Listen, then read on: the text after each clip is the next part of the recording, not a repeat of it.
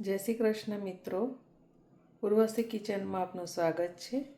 આજે આપણે બનાવીશું બ્રોકલી અને તુવેરના દાણાનું શાક।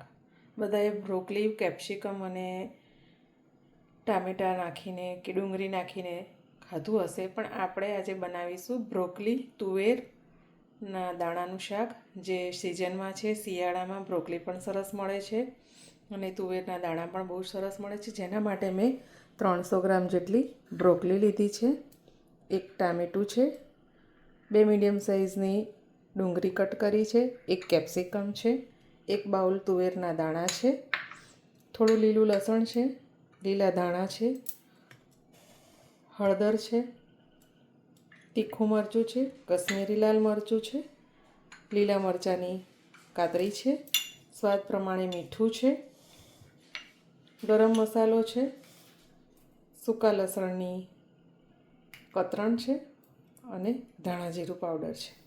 તો મિત્રો, હવે આપણે આગળ જોઈશું બ્રોકલીનું શાક। તો હવે મેં આમાં પેન લઈ લીધું છે ગેસ ઉપર, ધીમા ગેસ ઉપર પેન લઈને એમાં આપણે તેલ 2 થી 3 ચમચી જેવું મેં તેલ લઈ લીધું છે। તેલ થાય એટલે આપણે એમાં આખું જીરું લઈ લઈશું વઘાર માટે।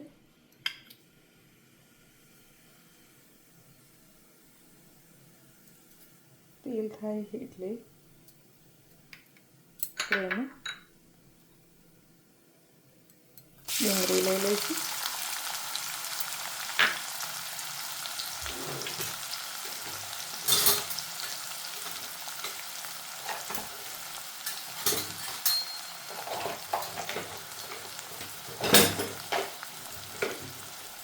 ડુંગળીને આપણે ધીમા તાપે ચડવા દઈશું।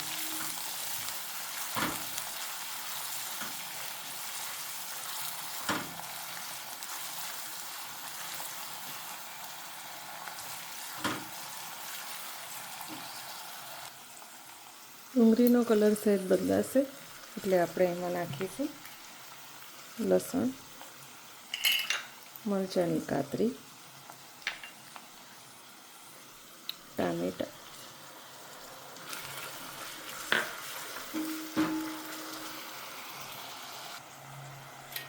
નાખીશું એટલે આપણે થોડું સ્વાદ પ્રમાણે મીઠું નાખીશું, ઇંચ હળદર નાખીશું,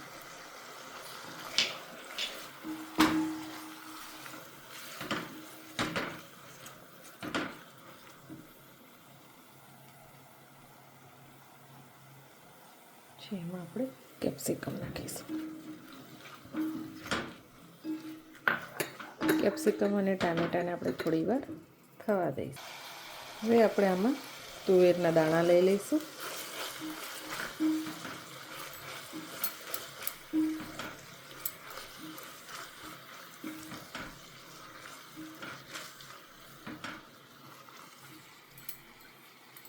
થોડું લીલું લસણ નાખીશું, થોડું આપણે રહેવા દઈશું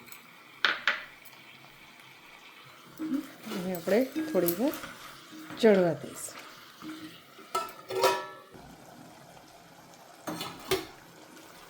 હવે આપણે આમાં થોડા દાણા અધકચરા ચડી ગયા છે, તો હવે આપણે આમાં મસાલા કરી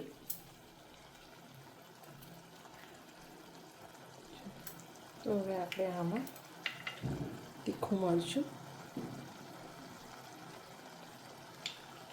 થોડું કાશ્મીરી મરચું,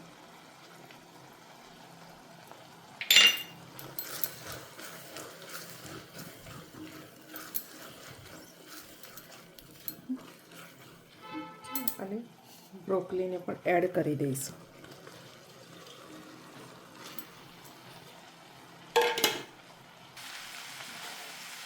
બરાબર આપણે બ્રોકલી અને દાણાને મિક્સ કરી અને હવે આપણે એને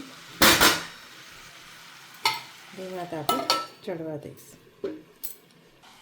હવે આપણે લાસ્ટમાં ગરમ મસાલો એડ કરીશું, ધાણા જીરું પાવડર એડ કરીશું,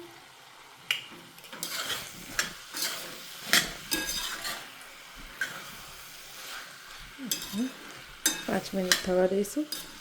સરસ એવું આપણું બ્રોકલી દાણા કેપ્સિકમનું શાક રેડી થવા આવ્યું છે.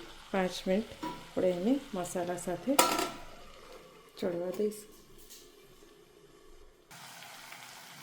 તો સરસ એવું આપણું બ્રોકલી દાણાનું શાક રેડી થઈ ગયું છે. આપણે તેને સર્વ કરવા માટે રેડી છે. તો મિત્રો, આપણું સરસ એવું ગરમા ગરમ દાણા બ્રોકલીનું શાક રેડી થઈ ગયું છે.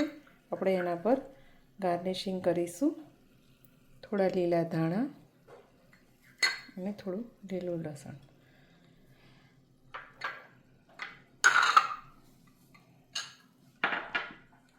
આ શાક તમે રોટલી, પરાઠા, ભાખરી સાથે સર્વ કરી શકો છો. મિત્રો, તમને અમારી રેસીપી ગમી હોય તો લાઈક અને શેર જરૂરથી કરજો. ઉર્વશી કિચનમાં આપનું હાર્દિક અભિનંદન. જય શ્રી કૃષ્ણ મિત્રો.